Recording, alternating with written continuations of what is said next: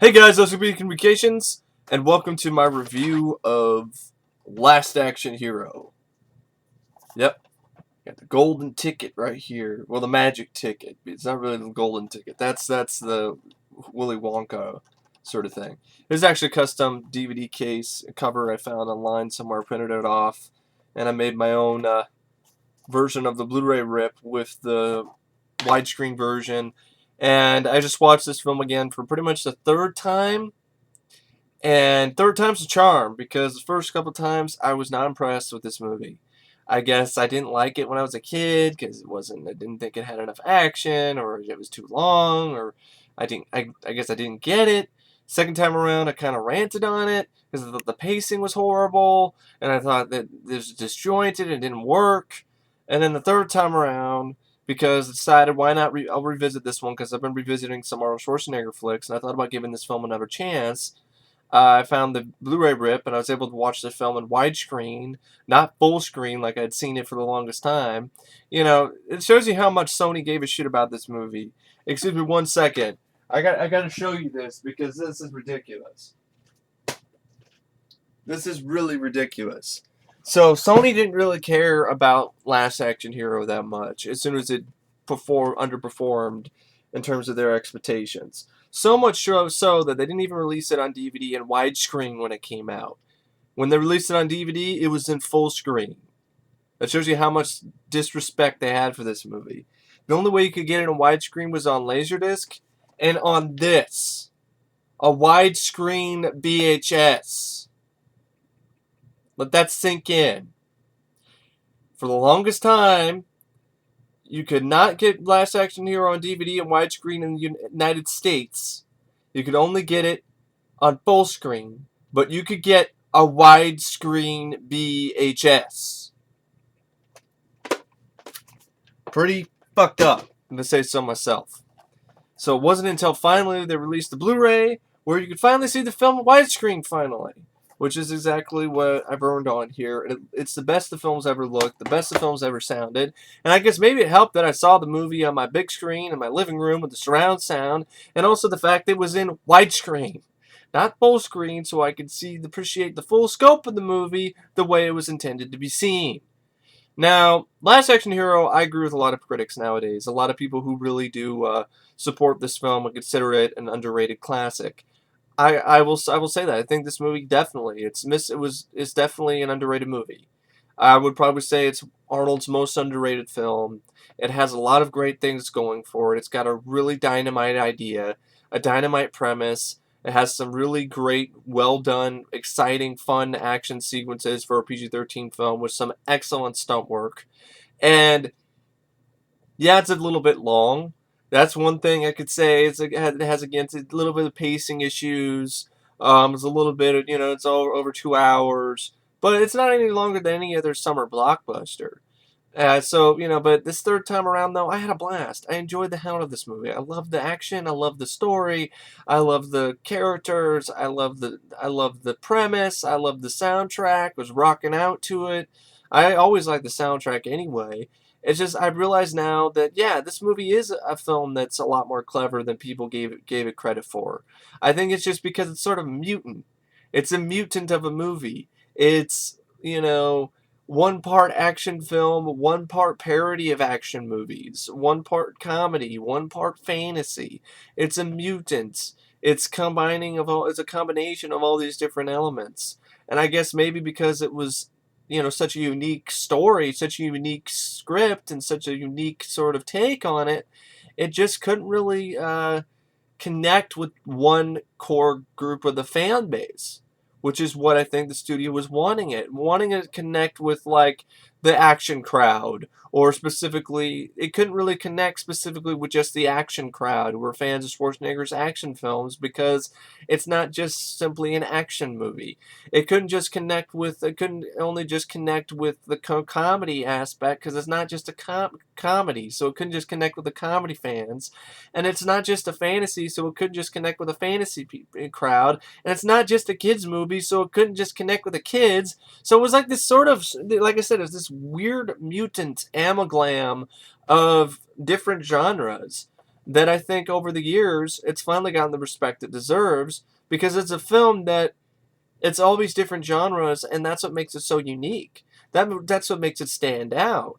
That's what makes it such a unique, fun, grand experience, is because it plays with all these different genres within one film, and actually is really clever in doing so.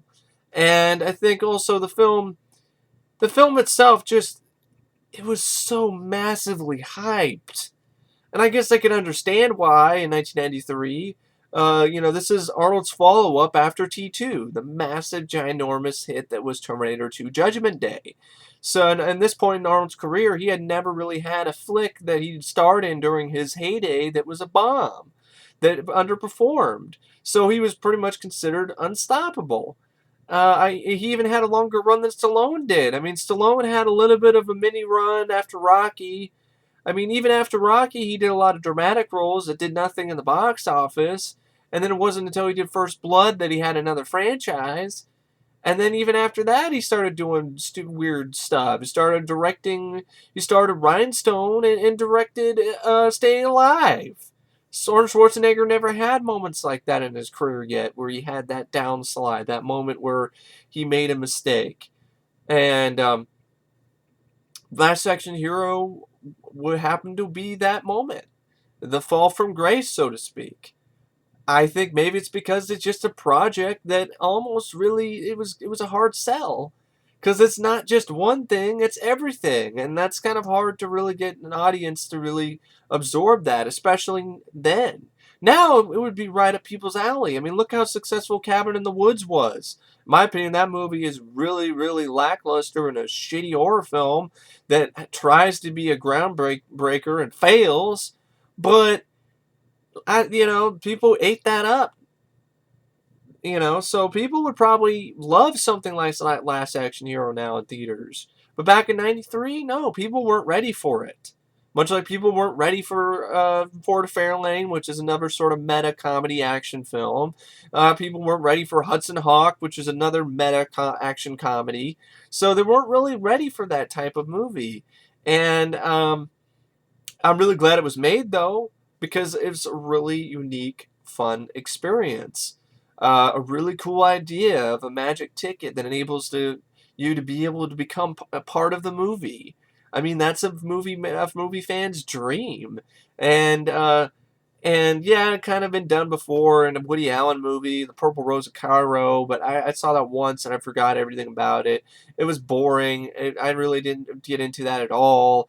Jeff Daniels was good with his performance. That's all I remember about that movie. It's not my cup of tea. If you like Purple Rose of Cairo and you find it better than this, be my guest. But I just wasn't the biggest fan of that movie.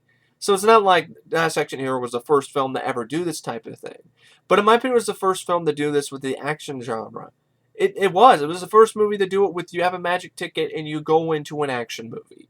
This kid, Danny Madigan, becomes a part of the action film. The action movies that he loves and watches, all the time. And the moments in the action film, now they become real. Now this is real, now you're part of the action movie. So, the action movie rules apply to you, and they apply to people in the universe, and it really established that an action film is its own separate universe apart from reality. And I think that was really an ingenious idea. And still to this day, it stands out. Watching this again, I'm like, this is still fresh. This is still innovative. This is still really, really unique, because of the fact that it had such an out there, such a unmainstream, out of the mainstream, out of the box premise. And I think the main reason, though, why I believe that this movie underperformed is mainly because of Sony. Sony was writing this as being the biggest movie of the summer, the biggest movie of '93, the biggest, Schwarzenegger is going to dominate the summer. Which is like, well, why wouldn't you think he would? I mean, he'd been dominating for so long. He's been on top of the throne. He's been the king of action, and he's an action legend, and he's one of the biggest stars in the world. So you would think that he would. But the problem was, Last Action Hero wasn't worthy of the hype. I'm not saying that it was bad.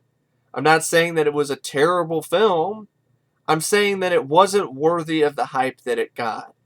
It literally was pie in the sky type hype for this movie. It was ridiculousness. It was absolutely ridiculous amount of hype for this movie. To the two extremes. Like, it has the distinction of being the first film to be advertised in space. For $500,000, the film's title was graffitied onto the side of an unmanned NASA rocket, which was launched into space by Arnold Schwarzenegger to promote the film. That's what I'm talking about. This ridiculous amount of excess. If you're advertising your movie, you're the first movie to be advertised in space. That's a huge, tall order for the film to live up to. That's the highest of hype. And this movie wasn't worth it. It wasn't a film that was going to live up to that massive amount of hype. It doesn't mean it's bad. I pointed to like Howard the Duck. Howard the Duck was not a film that should have gotten that much hype either, considering it to be the biggest movie of the summer. Really, it's a movie about a talking duck. That's even more of a no-brainer in terms of its ridiculous amount of hype than Last Action Hero. But Last Action Hero is still a movie that wasn't worth as much hype as it got. It doesn't mean, I'm not saying it's a bad movie. I'm talking about the hype of the film. I'm not talking about the quality of the movie. I'm talking about the hype, the advertising, the ridiculous excess, the $20 million spent on a Burger King advertising campaign, the $36 million that was spent on an amusement park ride. That's the type of excess and that this movie really honestly didn't need and wasn't worth. And if it was like Terminator 2 Judgment Day, that was worth the hype. That was the next Terminator movie. That was huge. And rightfully so. I mean, if they had advertised that movie, the first movie to be advertised in space as T2, you wouldn't have any complaints from people. But Last Action Hero, it was like a character nobody's heard of, not based on a book, not based on anything anybody's really familiar with. It's a completely brand new movie with a completely out there idea that's really, it's genius, but at the same time, it's a hard sell. And here you are selling it as the biggest movie of all time. You see what the problem is? There's a big disconnect there. Sony made a mistake. They spent all this ridiculous amount of money in advertising and all of this crazy budget on all of this stuff. I mean, Burger King advertisements, that's not counting like the video games and the action figures and all these other type of promotions they had for the film. They just went way overboard. And then to make matters worse, because Sony was so confident that, I mean, literally, it got NASA's first paid ad in space. It also got a four-story inflatable Jack Slater that was put up at Cannes. And Schwarzenegger gave 40 TV interviews and 54 print interviews in 24 hours, setting a new personal record. It was just an insane amount of hype. And whenever a movie has that much hype, and I know Jurassic Park did have a lot of hype too, but in a way it was a lot. It wasn't to the ridiculous excess the Last Action Hero was. It had a lot of TV ads, it had a lot of print ads, it had a lot of trailers and that merchandise. That's understandable. It's Jurassic Park. It's dinosaurs. Kids love dinosaurs. But Last Action Hero, it was like, and it's also was breaking new ground for Schwarzenegger because he was trying to make a little bit more of a tamer film. It was PG-13. At this point in Schwarzenegger's career, he hadn't done that many PG-13 movies. I think Conan the Destroyer was PG. Could easily be PG-13 nowadays. But he hadn't done that many PG-13 films. So he just come off of an R-rated mega hit that was T2. And now he's doing a film that's PG-13. Trying to compete with the kids. Well, you're now competing with Jurassic Park. And this is the type of movie that really, honestly, Jack Slater couldn't compete with the motherfucking T-Rex. So, I mean, and it was just something that, and even Universal knew it. Universal did it. They changed the release date of Jurassic Park on purpose to compete with Last Action Hero. Because they wanted to show that, hey, our blockbuster, our big movie is better than yours. And ultimately, that's what happened. Jurassic Park had a huge opening weekend, and then Last Action Hero came out afterwards, and with not very good word of mouth because it had a disastrous screening, which had it was like 2 hours and 20 minutes. It had an audible dialogue, like people couldn't even understand what the people were saying sometimes, and people thought the editing was choppy, and mainly it was because they had to completely redo some stuff. They didn't have a proper editing phase in post-production because the movie was so hyped and so pushed by Sony to the point where it just honestly, they didn't even have the proper amount of time to edit it properly. So Sony was so sure, was so smug that this movie was going to be the biggest hit of the year, they didn't even give it really honestly didn't give it a fair shake. They didn't even give it the chance to have a proper editing phase. And even Schwarzenegger realized how big Jurassic Park was going to be, and he was lobbying hard for Sony to put the release date down to about 4 weeks later after Jurassic Park came out. And in retrospect, Sony should have listened to Schwarzenegger. Yeah, it might have had some bad word of mouth. Oh, it's a disaster. They pushed the release date back. Yeah, but they pushed the release date back for a reason, so they wouldn't get destroyed by Jurassic Park, which is what happened. Last Action Hero got eaten alive by the motherfucking T-Rex. So, it just, Arnold Schwarzenegger even knew, what was coming. But Sony refused to listen. That's how overconfident they were. And they fell. The bigger they are, the harder they fall. And then bigger you are, the harder you fall. And then also, you have this ridiculous amount of hype, this ridiculous excess, that no movie could possibly live up to. Maybe T2, but not Last Action Hero. I mean, not even Commando 2 could have lived up to this type of hype. First movie being advertised in space. I mean, come on. You would think that's just a fucking joke. But no, it's real. That actually happened. And so then when you factor all that in, and you factor in that just like Howard the Duck, critics, when there's something that is hyped this much, are chomping at the bit. They're chomping at the bit to take it down. If any little bit of mistake happens, any little thing that doesn't work, they're going to blow it up to obscene proportions and over-the-top proportions and destroy your movie. Because that's what they want to do. Unless nowadays, which they can't because they're afraid of internet nerds and fanboys and pussy out and be a bunch of bitches and give really, really half-assed products like The Dark Knight Rises 2 thumbs up, 4 stars, 5 stars out the ass because they're afraid of death threats from keyboard warriors. Back then, there's no keyboard warriors. They were hanging out in their parents' homes or hanging out with their friends, or they weren't on the computer or being keyboard warriors acting all big and tough when they weren't, because that wasn't an option. So the press didn't care. So the press just said what they truly felt. And also, they didn't have any limitations. Nowadays, it's like PR and PC. No, you can't dare say Nolan's new Batman film is terrible. I couldn't believe it. I couldn't believe it when I saw that. I was screamed payoff or fear. Fear that internet reviewers, shitting their pants in fear over a bunch of keyboard warriors. Ridiculous. So, but The Last Action Hero came out. Critics slaughtered it. They slammed it. They destroyed the movie. Any little problem that it had, they amplified it because they wanted to. They wanted to take this movie down.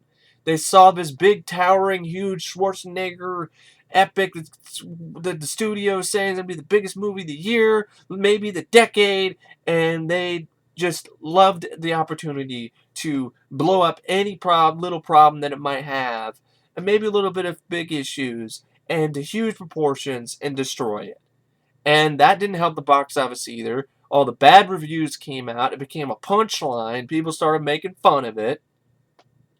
And then it got dominated by Jurassic Park. And it just honestly didn't live up to people's expectations. Because how the hell could it? It was the first movie advertised in fucking space. I mean, how the hell could it live up to that? A movie that It's not based on a popular property. It's not based on a franchise. It's not based on anything that people are familiar with. It was a huge gamble, and they lost in terms of the box office. But it was a gamble that was worth it in the long run, though, because they gave the public a unique, fun, entertaining, slick action movie that was also, it was multiple different genres in one. And this really genius idea and some great performances in a film that now has really gotten the respect that it didn't get back when it came out.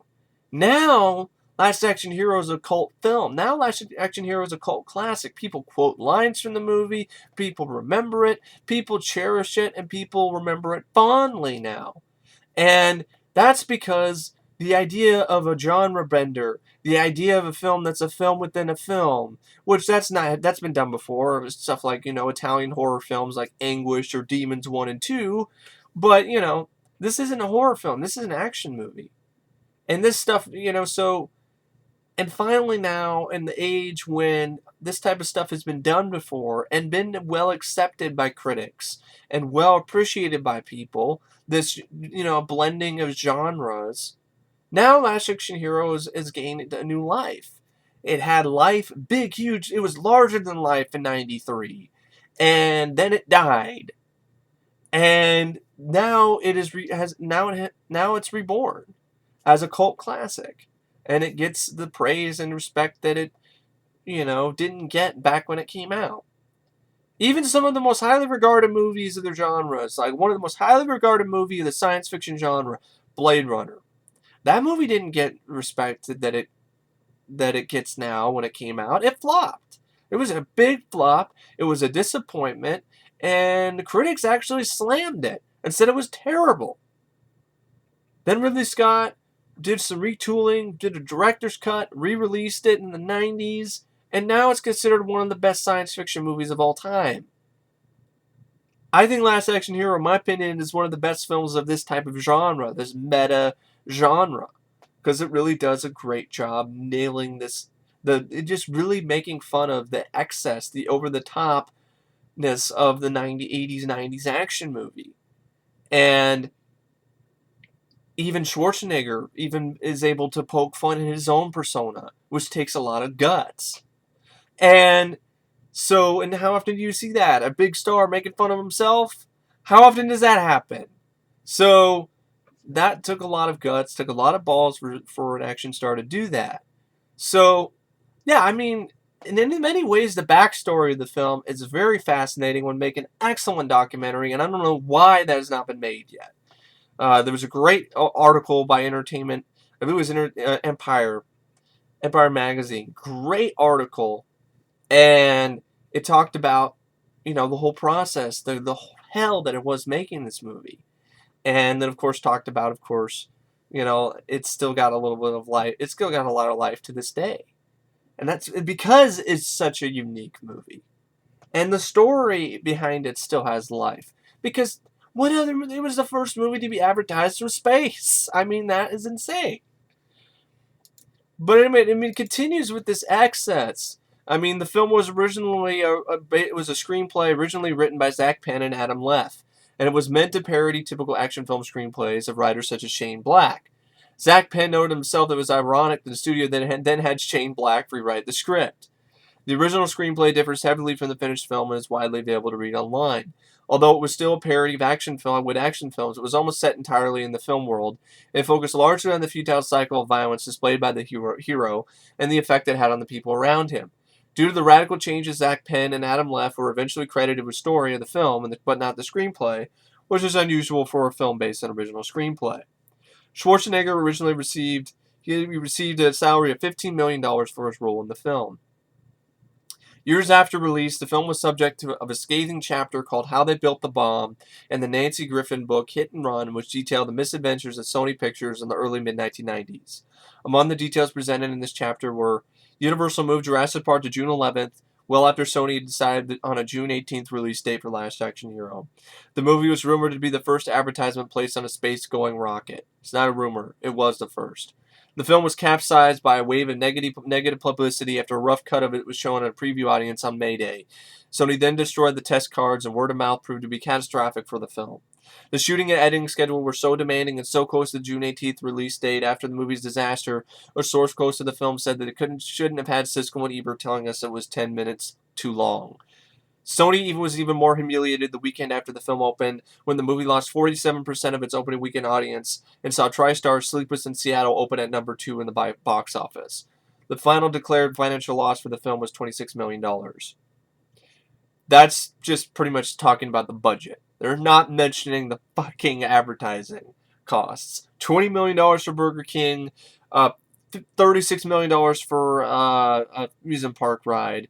That is pretty much about $56 million. That's not counting the other TV ads. That wouldn't be surprised if this movie had close to $100 or $150 million in advertising alone. So when that you put that on top of the $85 million budget, and you total in the box office gross, which was $137 million, that's not a big success. So it definitely did lose money. And Last Action Hero was also the first film to be released using SDDS, Sony Dynamic Digital Sound, but only a few theaters were set up for the new format, and many of those experienced technical problems with the new system. Insiders at Paramount reportedly referred to the Sony Dynamic Digital Sound System as still doesn't do shit. That's pretty funny, actually. And originally, that sound system was supposed to debut with Hook, but it wasn't working properly, and it still didn't work properly when they premiered it with Last Action Hero, because a lot of theaters had the system, but it didn't work properly, and then other theaters didn't even get it. So that's another problem with it.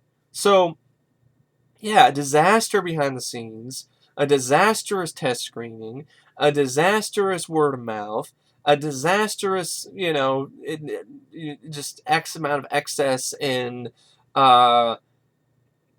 promotion, and then the film was pretty much close to basically a disaster in the box office. And Arnold even said that this was the beginning of the end for his career, even though he came back with True Lies. But then even after True Lies, it didn't really have much else that was a really big, super big hit. Again. So you could point to that as the moment when, yeah, it was kind of the beginning of the end. But, so in some ways, it's kind of a bittersweet sort of feeling when you watch the film, because you realize that this was the beginning of the end for Schwarzenegger's career. Yeah, he's still doing it, but yeah, I think he's closer to the end than some people might want to believe. And the ending of the movie kind of almost made me choke up a little bit when Arnold's waving waving at the audience when he's going into the sunset, because that's pretty much what he's going to be doing that pretty soon, if he isn't already. And that's kind of, sad, because it is kind of like, yeah, his career is almost is almost coming to a close. And he's made some mistakes in his life. Boning your maid while you're married is not a good idea. I would have to say that was a big mistake. But anyway, yeah, I just had to talk about the backstory. I mean, the backstory of the film is very interesting and fascinating in itself. The film itself is very original and fun, but, a lot of the backstory, I mean, Steven Spielberg was actually offered the chance to direct the movie, but he turned it down to go make Schindler's List instead. Charles Dance said in interviews that after being told that he had won a part turned down by Alan Rickman because of the salary, he wore a t-shirt on set which read, "I'm cheaper than Alan Rickman." So I find that pretty funny. Arnold Schwarzenegger thought the script was one of the best he'd ever read. He especially liked all the elements of comedy, action, and drama and satire in it, which I really like too. I mean, it's something that after a while I started to get it. This third time around, I got it. I finally got the film. And this isn't the first time. Leviathan I didn't love the first time around. I thought it was boring. And I fell asleep the first few times I tried to watch it. And then finally I sat there, didn't fall asleep, and I really enjoyed it. Nothing But Trouble, a comedy with Chevy Chase and Dan Aykroyd. Demi Moore is also in it, as well as John Candy. The film was directed by Dan Aykroyd. I hated it the first time around. I thought it was offensive. I thought it was vulgar. I thought it was crass. I thought it was unfunny. I thought it was terrible. And then I caught it on TV. It was on TV a lot, and then it started to grow on me, and now it's one of my favorite comedies. See, this isn't the first time this has happened for me, where it takes like another viewing for me to appreciate a film. Multiple viewings. The Dark Knight. I thought that Batman Begins. I thought those movies overhyped, overrated, terrible pieces of shit. They're just boring and just nothing to them at all. And I don't understand what the hype was for. And then after a little bit, I revisited them third time, and I appreciate them for what they are now. Would I say that I prefer the other the Burton Batman films over Nolan's? Yeah, I would. I still do prefer those because those are more my type of Batman movies. I feel they're more action to them. I think they have a little bit more going for them for me personally.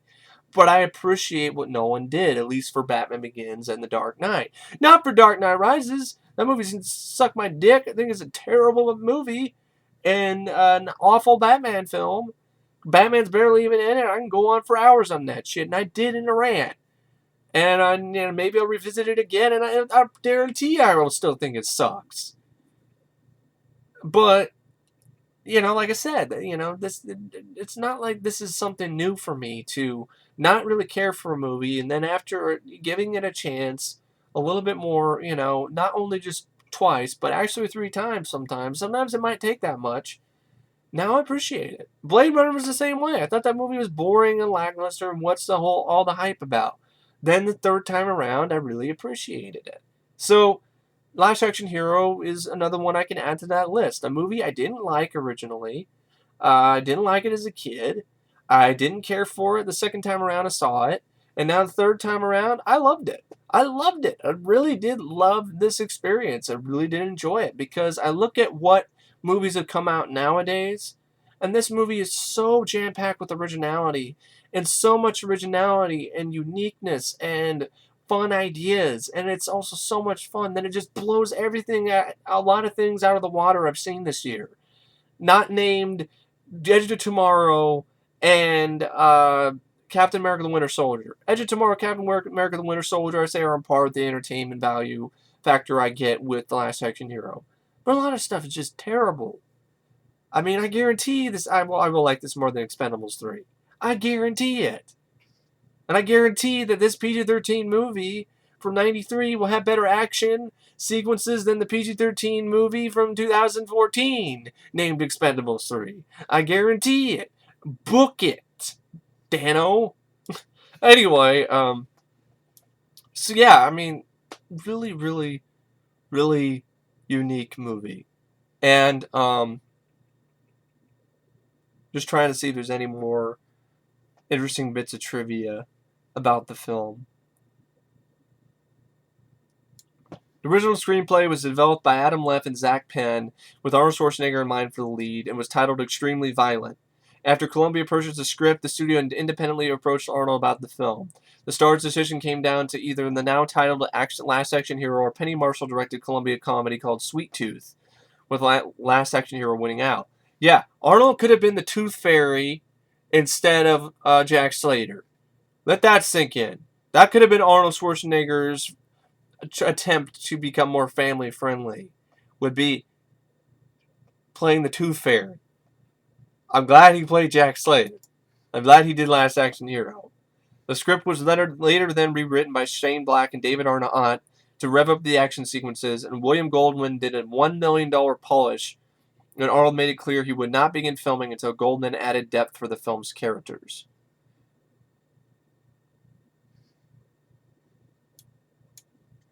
I guess Tori Spelling had a cameo as herself, but she was eventually left on the cutting room floor.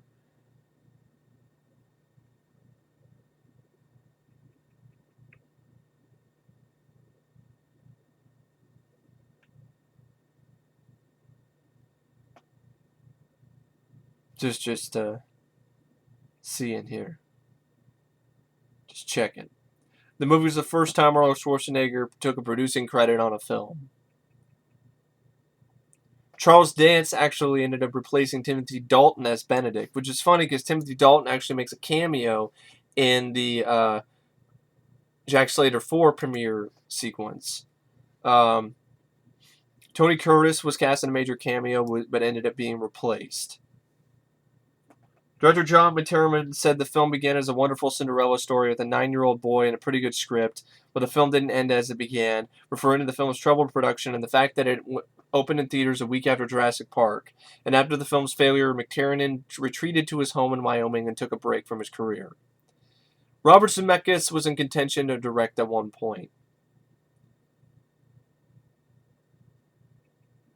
The role of Benedict was originally intended for William Aberton, which I could see that. I definitely could see that. But yeah, and also this AC/DC song "Big Gun," which is an awesome song, and then one of their most underrated songs, to be honest.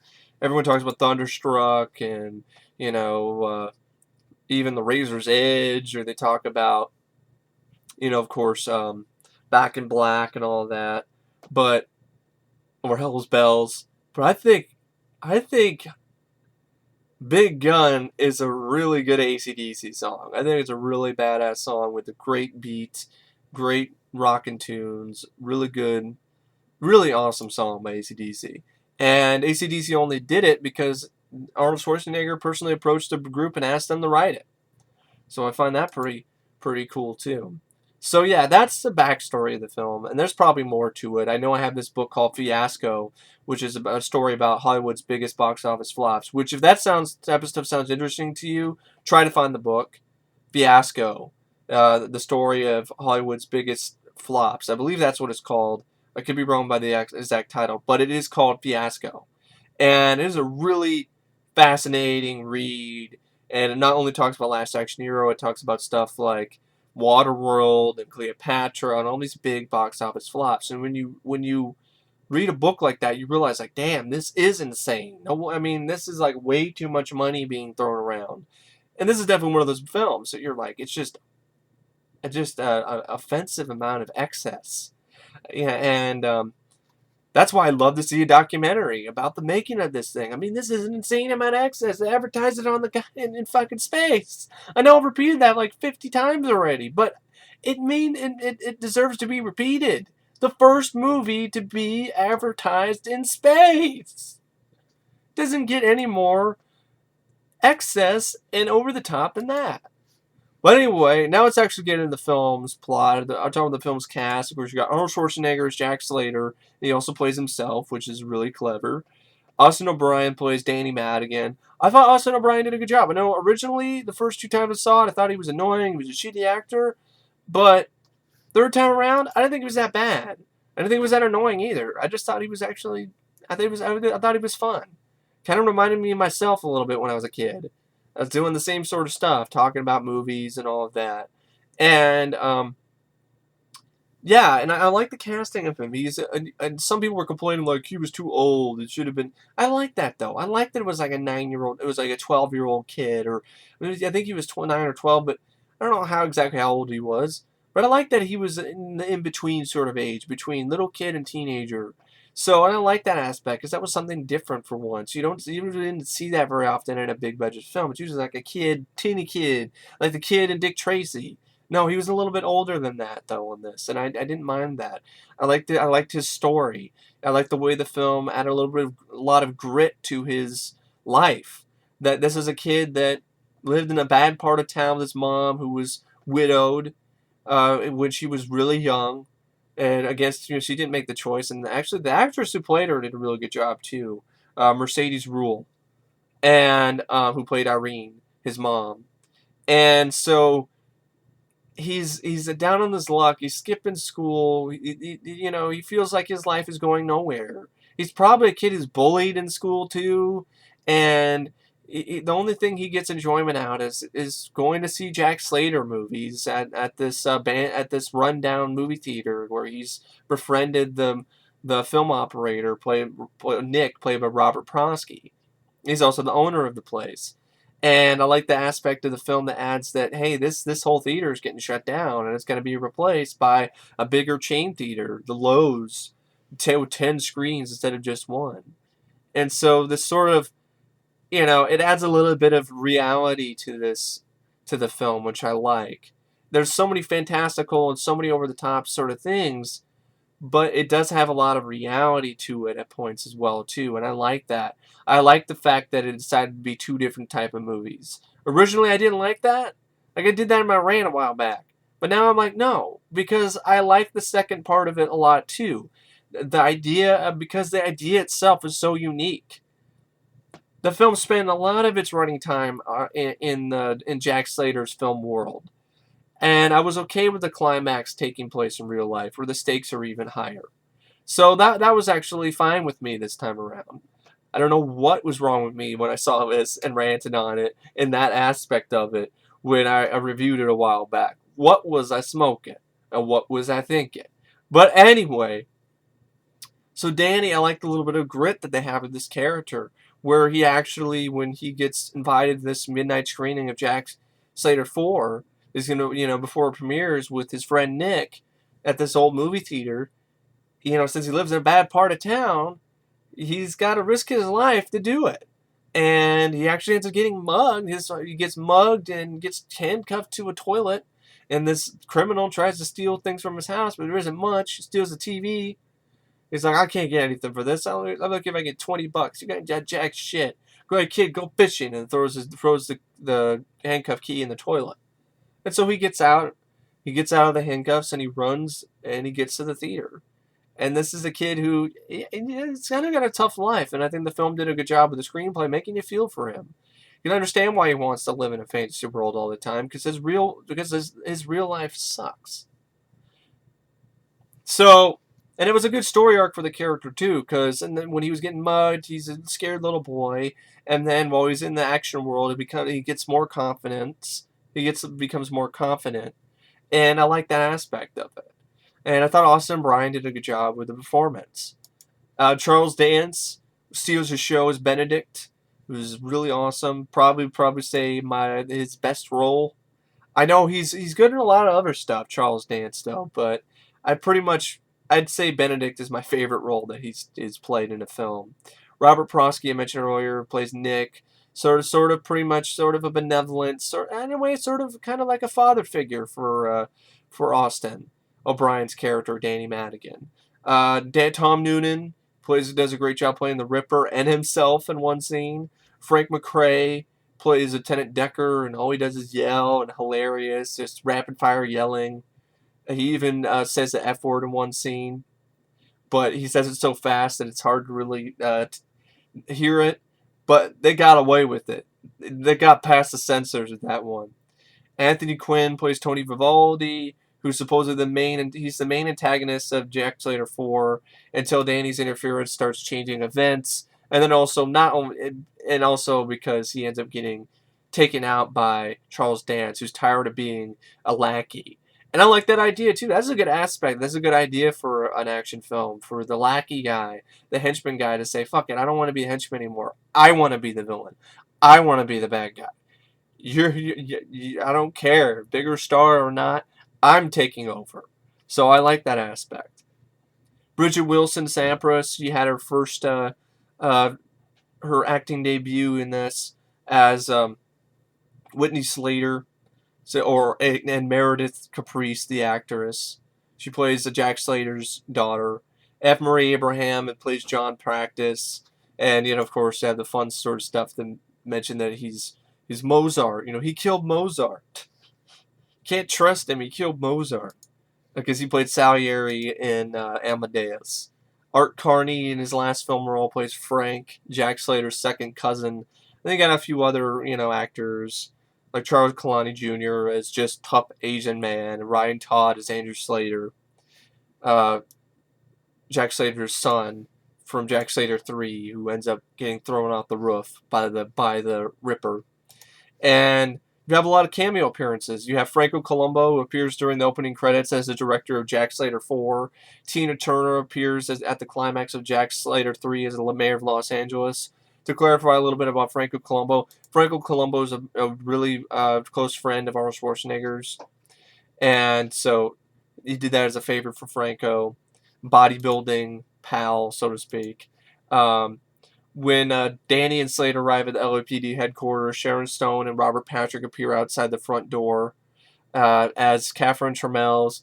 So Sharon Stone appears as the character from Basic Instinct, Catherine Trammell, and Robert Patrick shows up as a T-1000 from T2. Inside the LAPD headquarters, an officer shouts, "Hey Slater, it's your ex-wife on 2. This is actor Mike Muscat, who played Mosier in Terminator 2's Judgment Day. He was one of the Cyberdyne security officers on the phone who calls the police to say, I think it's the guy from the mall, him and the woman." Coincidentally, Muscat was also Edward Furlong's acting coach. Sylvester Stallone is the Terminator on a poster promoting Terminator 2 Judgment Day. That was a really fun, clever, playful jab at Schwarzenegger's close rivalry with Stallone. Model-sized actress Angie Everard as a video store clerk. I thought she looked familiar, but I couldn't place her name. She was in this, and she had that little cameo, but she was also in Chest on the Crypt or Bordello of Blood. She was the main vampire chick. During the premiere of Jack Slater 4 in the real world, a number of celebrities appear themselves. These include Schwarzenegger's then wife Maria Shriver, Little Richard, Entertainment Tonight host Lisa Gibbons, as well as the other guy, James Belushi, who starred with Schwarzenegger in Red Heat, Damon Wayans and Chevy Chase. Chevy Chase trips over Damon Wayans, does his normal pratfall type stuff, which is thought it was pretty funny. Timothy Dalton, who was then still James Bond at the time, and Jean-Claude Van Damme, who makes a little brief cameo. MC Hammer also makes a cameo when he asks Slater about a deal to do the Jack Slater 5 soundtrack. Ian McKellen plays Death, who's after a screening of Ingmar Bergman's film The Seventh Seal comes to life. Ian McKellen plays the revived Death. But not really revived, but I mean he plays the Death who came to life, so to speak, from the movie screen. Danny DeVito has an uncredited role as the voice of Whiskers, which the third time around, Whiskers didn't bother me either, because I was just this added to the whole absurdity of the whole thing, and you just can't help but laugh. So pretty much the plot, it centers on Danny Madigan for the first 20 minutes, doing a little bit of his backstory, building up this kid, and the fact that this kid has a sort of a hard knock life. He has a tough time. His mom, he's getting raised by a single mom, and the only way he can escape from his crappy real life is to go to this crappy rundown movie theater and watch action movies. And he's a really big fan of Arnold Schwarzenegger and his series of films, based on this character named Jack Slater. So the film pretty much you have him watching Jack Slater 3 on the big screen, and then it goes out of focus. So that was a pretty clever touch. And the film actually opens up with showing you the Jack Slater 3 footage. And then you realize that it's just a movie. That this kid is watching a movie. And, we were watching a movie that this kid was watching on the big screen. And then he is going home, and he has his trouble. He has a daydream in school, because they're talking about Hamlet. And it's a very memorable scene. I mean, I love this sequence. It's really well shot. The cinematography is well done in the scene. Really well lit. Good use of the black and white, and a bit of color when it's necessary. The cinematography by Dean Semler. And, of course, you have the Jack Slater's Hamlet. It's just an awesome scene. It's like, "Hey, Claudius, you killed my father. Big mistake. Something is rotten in the state of Denmark, and Hamlet is taking out the trash. Stay thy hand, fair prince." And then Arnold Schwarzenegger as Hamlet, cigar in his mouth, just shoots the guy. And he's like, "Who said I'm fair? No one is going to tell the sweet prince good night. To be or not to be? Not to be." They're just smoking a cigar while there's explosions in the background. The castle's blowing up. It's a very awesome scene. So yeah, this is one of many really fun sequences in the film. So he has a daydream, and then I like the way that scene is actually transitions, because that scene transitions from this daydream of Hamlet being an action film starring Arnold Schwarzenegger to a cartoon, which is kind of like what the film kind of is in some ways, a little bit cartoonish, much like Hudson Hawk, which is also a disappointment. It was also a film I believe that was also released by Sony. If I remember correctly, Sony TriStar released Hudson Hawk, and that didn't do very well either. And the same sort of meta parody of action movies and other genres. That's funny that they ended up doing that again after Hudson Hawk. But anyway, I'm glad they did, because we got Last Action Hero. So pretty much what happens is the kid ends up finding out from Robert Prosky's character Nick. So Danny ends up finding out that he's he's going to start having the screening of Jack Slater 4 before it comes out in theaters. He's invited him to check it out. It's like a midnight screening. So he ends up risking his life to get there. And he gets there to this midnight screening, and he ends up, after, he's handcuffed to the toilet, he finds a way out. The mugger gives him the keys. He gets his way out, to the streets of New York. He lives in New York. And he finds his way to the theater, and Nick was just about to give up on him, but he lets him back in the theater. And then he ends up giving him this magic ticket, which he was given by Harry Houdini. But he never used it because he was so scared, because he was scared of what it would do. So he gives him this magic ticket, he tears it, and he gives it to him. And he says it's magic. Doesn't know what it does yet. So then Danny ends up going, and he sits down, and then Jack Slater 4 starts up. And I like the way the credits are. It's just like this brick wall just exploding, and then the title's coming in. And then, you get to see Danny watching Jack Slater 4. And we also are watching the movie that Danny is watching in the theater, which is this unique dynamic. And, we're watching it. There's, Vivaldi, Anthony Quinn is about ready to kill Slater's second cousin. And, it was a big mistake. It's like, oh, you're going to get it. And Danny's eating, popcorn, and you're going to get it. And pretty much you get a little bit more, you watch the film that Danny is watching to a certain point, when then the magic ticket starts working, and when Slater... And so you have this sort of stuff. You have, like, the beginning of the movie, you have really fun sequence where you get the whole thing where the introduction to the mayor, to Tina Turner, Arnold punches the mayor's aide in the face. It's like, I gotta find that line. It was like, when the governor gets here, call me. And then the other one was, fun scene where there's a cop getting in his way. It's like, Slater, don't want to go up there. You can't do that. It's like, you want to be a farmer? Here's a couple of acres. That's actually in the beginning of the movie. That's the scenes from Jack Slater 3. But that's fun. Really fun, though. It was like, you want to be a farmer? Then here's a couple of acres. It kicks him right in the nuts. And but Jack Slater 4 is the one where he ends up going and finds his partner, his second cousin, who is played by Art Carney in his last film role. And he finds him in I think it's the same house from Lethal Weapon that blows up. And finds out that, they beat up Art Carney, and there's a bomb set. And I like the way it's set up with these flashcards instead of like a timer. It's got 5, 4, 3, 2. It's a bomb! Good! Run! Get out of the way! It's a bomb! And big explosion, crowd pleasing, awesome explosion. And I like the comments Austin O'Brien's character Danny has. It's like, Slater's all right. He's probably just a little flesh wound. The two cops, though, they're probably dead. And you find out, of course, they are. The two cops are dead, burned up in a palm tree, and Slater gets up, and he's just fine.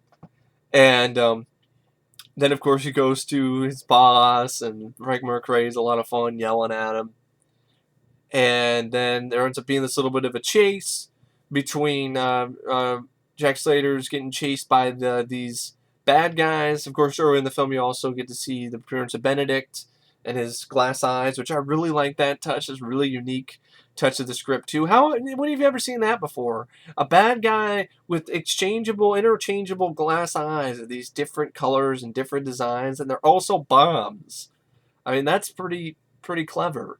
And so then of course, Arnold's in a little car chase, and chased after by these bad guys. He's shooting them, blows up it shoots one guy, and the car goes into a ice cream truck, explodes, sends an ice cream cones into the back of some dude's head, and he's all like, "Ice that guy," to coin the phrase. And he ends up, the bad guys are throwing dynamite. You hear AC/DC's big gun in this sequence too, which is really fun. And what happens is the magic ticket starts working. So a bundle of dynamite ends up getting thrown actually into the real world and into the theater. Danny realizes this, drops his popcorn, and is like, ah! And then he jumps into the movie, and he lands in the back seat of Slater's car. And this is actually really well shot by John McTiernan. The entire film I thought was really well directed by John McTiernan. And it was really a perfect choice to direct this movie, to be honest. He was the biggest action director at the time. And so you have like really this kind of fun stuff where when he shows up in the back of the car, Arnold's like, Schwarzenegger's character, Jack Slater, of course, he's like, "Who the hell are you? Don't shoot me. I'm Danny Madigan. I'm a kid." And I really like the stunt work in this scene. Like the stunt where the car goes flying off the embankment and lands on two wheels and still keeps driving. Really, really great stunt. And there's a lot of excellent stunt work in this movie and dangerous stunts, especially the one, the crane later in the film, which is just, it literally is jaw dropping.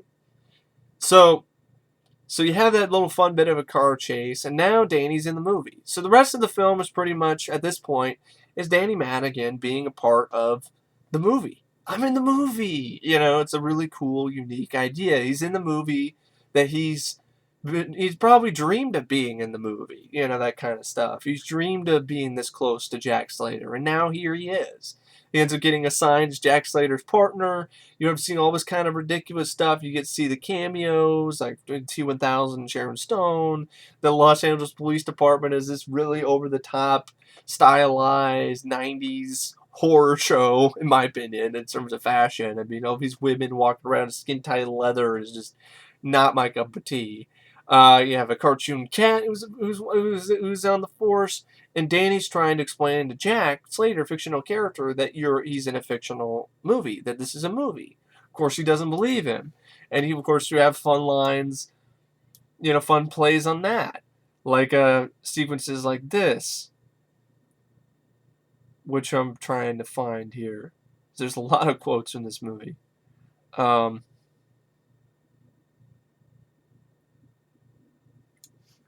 This one.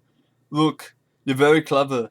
Look, you're very clever, and the only reason I'm not roaring with laughter is because someone killed my favorite second cousin, and that's a big mistake." That's what you were going to say, right? Gee, how would I know that? No one likes a smart ass. Alright, then shoot me. That's right, take out your gun and shoot me. You're not going to do it, are you? Because you know why? Because people like you don't shoot kids in movies. Believe it or not, Jack, you're the good guy. You really believe you're inside a movie, don't you? Yes. Alright, I'll give you 10 seconds to prove it. Then, I shoot you. And then, they end up going in, and he ends up proving to him by showing him where Benedict's and Vivaldi's home is. And I like the whole thing. It was like, "May I speak to the drug dealer of the house, please? Are there any drug dealers in the house?" And then, of course, Benedict ends up answering the door, and he's like, "I understand you are interested in drug dealers." "Jack, that's him, the henchman with the glass eye." "Sir, are you a henchman?" "No, I only go as far as a lackey. Anything else?" "Yeah. Take off your sunglasses." "Who's asking?" "The Tin Man." "Well, Tin Man, I suppose you hit the bricks." "No, they're the wrong color." "Are they? Oh dear, let's change them. Would arterial red suit you?" Points to these guard dogs. Is like, "Make no mistake, they're exceptionally well trained." He snaps his fingers and the dogs end up forming a pyramid. It's just such absurdity that you can't help but laugh. I laugh every time at that because it's so ridiculous. "I snap my fingers again, and sometime tomorrow you emerge from several canine rectums. Or you and canine rector. Or you and Toto can return to the land of Oz. Questions?" "Yeah, 2 of them. Why am I wasting my time with some silly putz like you when I could be doing something much more dangerous, like rearranging my sock drawer? 2, how exactly are you going to snap your fingers after I rip off both the thumbs?" And he reveals his smiley face eye, and he's like, "Have a nice day." And then Danny's like, "He had the one with the bullseye when he was with your second cousin. He hates his boss and he calls him a Sicilian smuck." And I like that sort of aspect too, where this guy just keeps messing up these, like instead of saying, this would be a slight, a piece of, piece of pie, like a slice of pie, like it's a piece of cake, that's, a slice of pie, or they know it's a slice of cake. So he says a piece of pie, piece of pie instead of, it says a piece of pie instead of it was like, what I'm saying is Mr. Benedict can take you out as easy as cake. And he's supposed to mean easy as pie. But he keeps messing that up all the time. So, that kind of fun stuff. But, anyway, so the rest of the film takes place in Jack Slater 4, the universe of Jack Slater 4. And, Danny Megan ends up meeting with Meredith Sampras as, the character, the actress, so Whitney. She ends up kissing him on the lips. This is the greatest day ever. Charles Dance ends up going after her. He realizes that something's up, because how can this kid know, what I told Vivaldi earlier? How can he know all this? So he realizes that the kid, is something that needs to be taken care of. And there's a little bit of an action scene where he goes in and breaks into Schwarzenegger, Jack Slater's, basically, I think it's Whitney's home, Jack Slater's daughter's home, and, goes after, Danny. And Danny's trying to, trick him with Mark Bills. I was like, what do you think was stupid? I've killed people that are younger and smarter and younger than you. So, and he ends up getting saved by Whitney, who kicks this guy. She knows martial arts and kicks this bad guy's ass. And then she actually has this fun line of dialogue too, where she's all like, "Freeze! Lose the guns or redecorate brain matter gray." Got it? Arnold then shows up to save the day. Jack Slater shows up in a fun action scene, fucks up these bad guys. It was pretty fun, and he ends up getting away with his daughter and Danny. They get away from the bad guys, and I think that her house ends up getting blown up because some asshole cop guy ends up turning the glass eye, sees a message on it, turns it, and then it becomes a bomb. And so then the rest of the movie, what happens is, in that sort of interchange, Danny ends up losing his wallet and ends up losing the magic ticket. Now Benedict has a magic ticket, and there's really a really cool scene where he ends up finding out what the magic ticket does, that it can help him cross over into this other world. And I like the touch where they end up playing the Twilight Zone music while he's doing this. So you have a lot of, so you still have some more sort of fun action sequences, some fun moments of lines and dialogue. Like the whole scene where he's talking about, I'm trying to find, like, Arnold's talking about,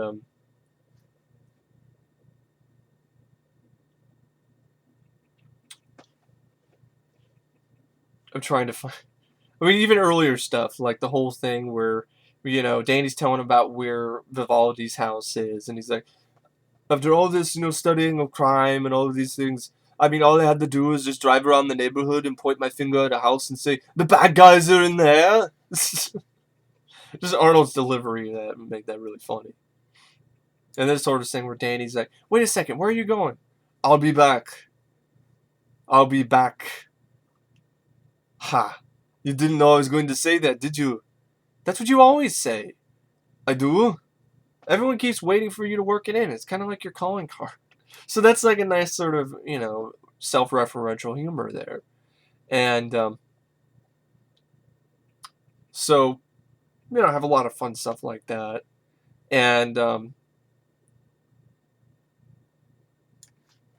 so anyway, what happens is, Danny ends up messing things up a point where, like, what happens is Slater ends up getting suspended by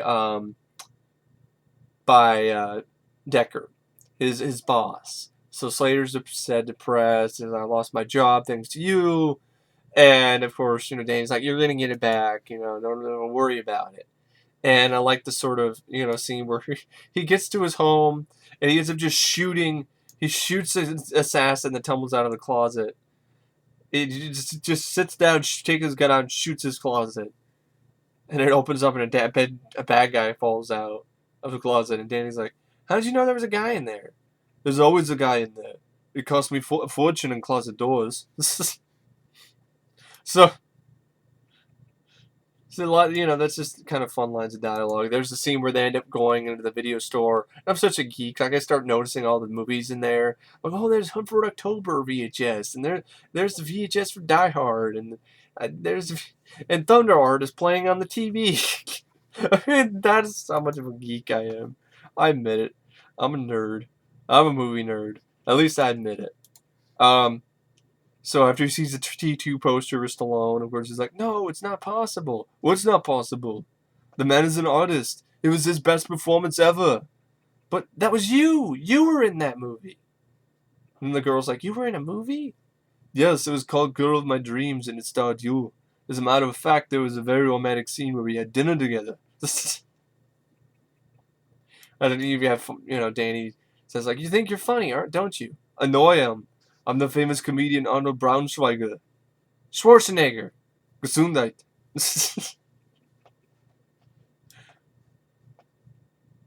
Just excuse me for like pauses because there's just so many fun lines in this movie. It's like, where are the ordinary everyday women? They don't exist because this is a movie. No. This is California. No, this is California. He's got a point, to be honest. There's a lot of hot women in California. Kind of probably an inordinate amount of hot women in LA. Plastic surgery, fake tits, all that kind of stuff.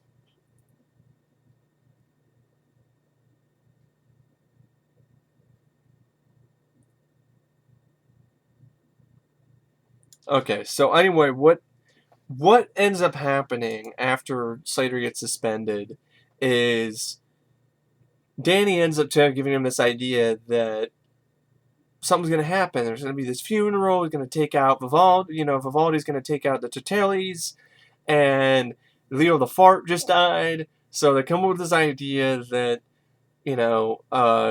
Vivaldi put nerve gas in his dead body.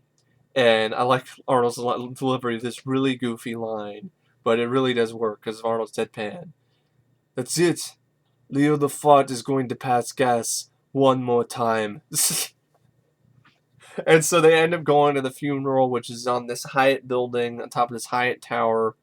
And I like the scene where Arnold goes to the funeral, and he's all like, Leo was a good man. A very good man. A flatulent man.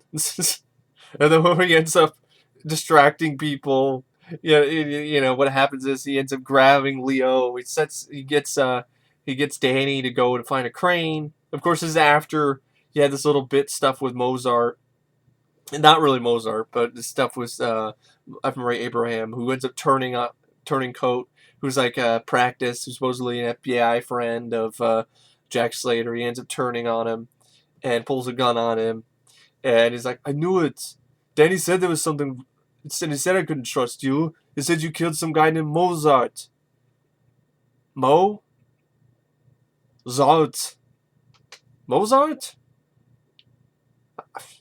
I've killed so many people. I can't keep track of all of them. That was pretty funny. Danny shows up with a gun, which he had this sort of banter. It's like, Jack's like, stay here in the car. It's like, no, I don't want to stay in your car. What happens? Yeah, what happens in the movies? They get out of the car and they die. They live or they die. It's just so he's like, okay, I'll stay in the car. But then he was like, oh, wait a second. What if I die? There's a gun in the glove compartment, and then he opens the glove compartment, and all these guns pour out of it. Of course, Danny ends up saving Jack, which he thinks he did. He thinks he saves him, but of course, Practice ends up turns the tables on him. It's like, you say I always talk too much. Well, I'm not going to talk anymore. And that's when that's the cartoon Gat shows up. Danny DeVito, Whisker shows, saves their asses. Ridiculous. Absurd but fun. And then Arnold goes to the funeral, and he ends up taking Leo the Fart out of his coffin, and he's like, hey, listen to me. I just crack up every time where Arnold tries to make it sound like he's still alive. He's like, this man's still alive. You can hear him. He's like, hey, help me. I'm still alive. You hear that? He's still alive. This man is still alive. You're the doctor. You're the doctor. I'm the doctor. And he comes in and the guy, there's a doctor. I'm a doctor. Oh, then he knocks out the doctor with the head of the Fart's corpse. And it's like, oh, no, we need a doctor. We still need a doctor. We anybody have a doctor? This man is still alive. I love it. And then I love how over the top this is. They realize this is a ruse, so everyone in the funeral starts bringing out like guns. Even the grandmother pulls out an AK out of her purse, and Arnold says to distract these people because Danny's already has the crane with the hook, and the crane's knocking people over like bowling pins, and Arnold, Jack's running out of time to figure this out with the crane. So, because the whole plan is to put Leo on the crane and then drop him somewhere so the nerve gas doesn't kill everybody. So, I love how Arnold ends up with this silly distraction scene where he's like, "Look, elephants!" This stuff. It distracts them enough so that he's able to leap on the crane. And this is an amazing stunt. This is a real stuntman who does this. Leaps off the top of a skyscraper on a crane, onto a crane that's 50 stories above the ground. I don't know exactly. It could be even more than that. Just stories above the ground and leaps on top of a crane, moving crane, and then, jumps off. Slater ends up knocking Leo the Fart off into the tar pits, and of course, this is all sort of after. Actually, I think isn't this after he's in the elevator? Because that's another great scene too, where he's in the elevator. No, the elevator's later, because he knocks Leo the Fart in the tar pit, and then he ends up jumping off the crane onto an elevator. And then this helicopter shows up with a machine gun. He breaks through the glass. He's in the elevator, and this helicopter shows up, is ready to shoot him. And then the elevator gets to the level. The doors open. Here's more mob guys with guns. And I like Arnold's like the helicopters. There's like a helicopter here with a machine gun, and then like on the other side, there's these mob guys. It's a helicopter, mob guys. Arnold's in the middle, and he's like, "Oh shit!" It ducks, and then helicopters just turning this elevator to complete just pieces, just shredding it with machine gun bullets. And the whole elevator actually ends up starting to fall apart, and it falls over. And this is another great stunt. A real stuntman is hanging off the edge of this elevator. When the elevator falls, there's a stuntman actually hanging onto it as it falls. And this is stories above the ground. And this is something that's just probably wasn't really that amazing back when it came out as it is now. Because now it's like everybody's doing CGI stuntmen and all this stuff. And here it's like it's a real stuntman and it's real stakes and high stakes. And it's really thrilling sequence. Fun action scene. Of course, then he lands. He falls off his grip slips and he falls off of the elevator, and he lands in the tar pit. And then you love the line as he gets out and he easily wipes the tar off. Danny's like, so tar sticks to some people. He's like, and then the fart blows up and this huge gas bubble in the tar pit, and he's like, silence but deadly. So they ended up foiling that plan. So now they go in and go after Benedict. But Benedict has the magic ticket. And they end up breaking through his... And of course, Benedict, before this, already kills Vivaldi in a fun scene. Where he's had enough of this crap from Vivaldi. It's like... Vivaldi, he pulls a gun on him while Vivaldi's in the pool, played by Anthony Quinn. And he's all like, "What is this, Benedict? You're my friend. Now you turn a 360 on me. 180, you stupid spaghetti slurping cretin. 180! If I did a 360, I'd go completely around and end up back where I started." What? Trust me. And then he just shoots him. I like that because it's like, this is so stupid. And that's a moment where, a good moment. It's another unique aspect of the script. The lackey, the henchman guy, is not going to be the second fiddle or the fifth wheel. And he's gonna be the lead. And then he's talking to himself and realizing go in the real world. And then that moment, Jack Slater, Danny, and the daughter, they break through the wall of the mansion with the monster truck and land right in front of Benedict. Jack punches Benedict in the stomach and throws him through a wall, which he thinks he throws him a wall, but actually he throws him into the real world. And Arnold's like, well, that's strange. Usually when I do something like that, it leaves a hole. And then this is the moment in the film where Jack Slater, a fictional character, ends up going with Danny into the real world to try to find the fictional villain. And Charles Dance's character, Benedict, and also another guy went with him, and he ends up getting, there's a scene where Slater's, he ends up in the real world. He punches a window. It's like, it hurts. It's like, yeah, you're in the real world, Jack. And you can just go punching windows. And then the whole thing where he's going to do chicken. He's going to play a deadly game of chicken. It's like, this is real world, Jack. People die. People die. And the car crashes. This is a bad crash. But he survives, though, which is good. But the other guy doesn't make it. And then, Jack, Danny ends up introducing Jack to his mom. And it's like, you ruined him. And then, of course, pretty much the climax of the film is Benedict is using the magic ticket as his plans on bringing back all these, villains into the real world. And that's pretty scary, to be honest. So he brings out the Ripper, and he comes with an idea. He tells the Ripper to kill Arnold Schwarzenegger. Because you kill Arnold Schwarzenegger, then Jack Slater dies too. So, and I like the scene too where, Benedict's walking around the streets, his rough streets in New York, and sees this guy get mugged and steals his shoes. He's like, "Steals his shoes?" And then he goes in and tests his theory. And I thought it was a really nice, fun bit of dark humor where this Benedict's like, I'm talking to this mechanic guy in a garage. He's like, I wonder if you could help me. Sure, what do you need? Well, I'm testing a theory. And he just shoots him. And then he listens for a while. And he looks at his wristwatch. And then he shouts. He's like, hello? I've just shot somebody. And I did it on purpose. And he listens some more. There's still nothing. And he's like, I said I have just murdered a man. And I wish to confess. And then you hear this guy from above. He's like, hey, shut up down there. I really like that scene. And then, of course, Arnold tries to go after Benedict. He sees him get in a cab. He shoots at the taxi. He doesn't blow up. He's like, watch, here's another explosion for your movie.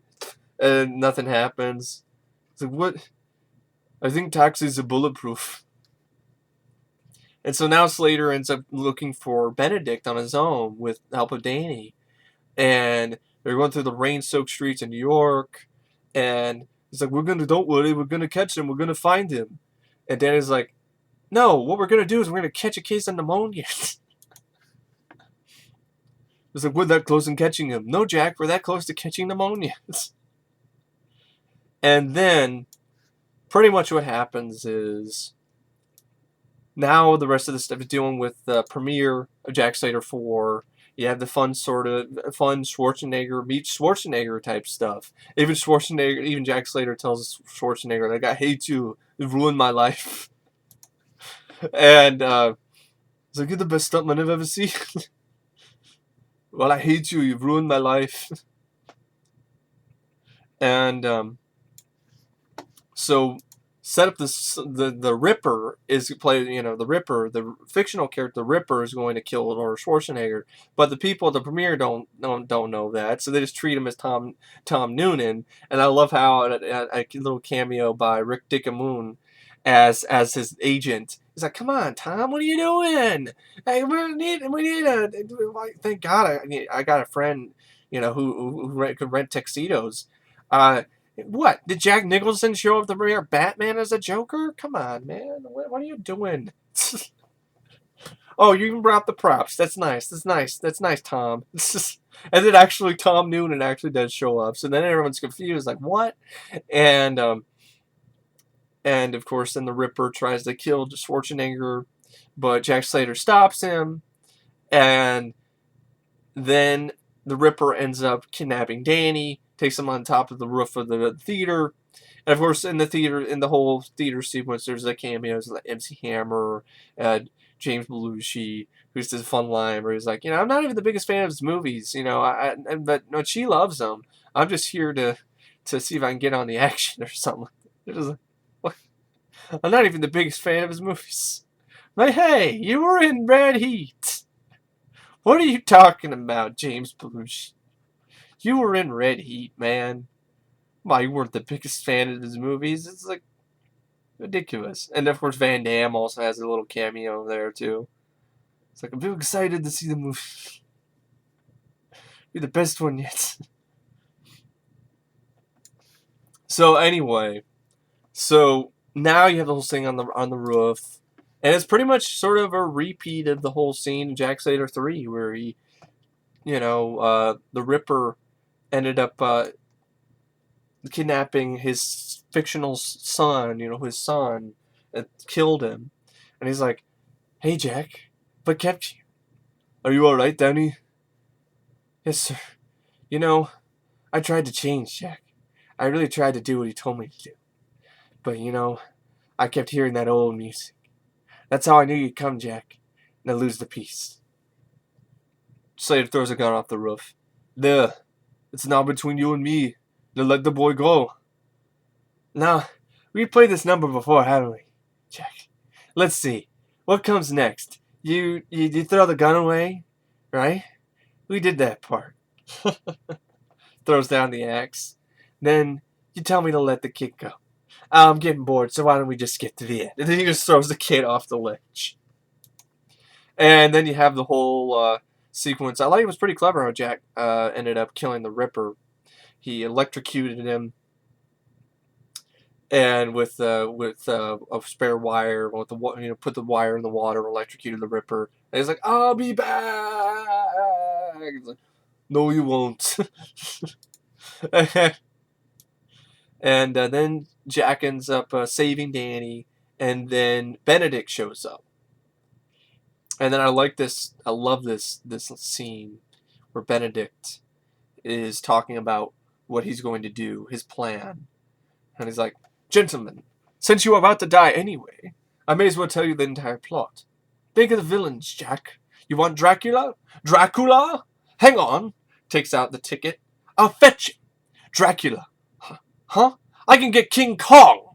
We'll have a nightmare with Freddy Krueger. Have a surprise party for Adolf Hitler. Hannibal Lecter can do the catering. And then we'll have a christening for Rosemary's Baby. All I have to do is snap my fingers and they'll be here. They're lining up to get here. And do you know why, Jack? Should I tell you why? Because here in this world, the bad guys can win." So then he tries to shoot Jack. He ends up, he doesn't have anything in the chamber. It's empty. And Danny tries to make a joke. He's all like, "Ha, you made a movie mistake." No, it's Jack Slater. It's like, "You made a movie mistake. You forgot to reload your gun." "No, Jack. I just left one chamber empty." Then he shoots Jack in the chest.